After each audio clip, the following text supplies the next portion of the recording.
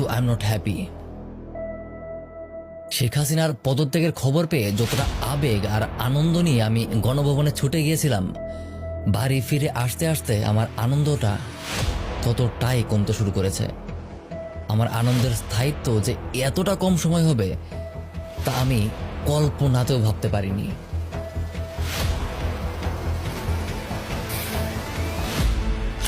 ভেবেছিলাম দেশ স্বাধীন, জালিম সরকারের হাত থেকে মুক্তি পেয়েছি।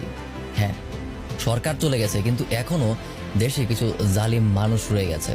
তারা এখন মানুষের ঘর বাড়ি লুটপাট করছে, মানুষের বাড়িতে আগুন দিচ্ছে, 16টা বছরের জমানো খুব একদম পশুর মতো বের করে দিচ্ছে। এগুলোর জন্য তো আন্দোলন করিনি। আমি বাড়ি এসেই বেশ কিছু মেসেজ পেয়েছি।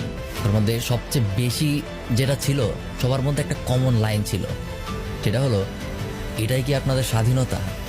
আর ছিল এমন কিছু ছবি।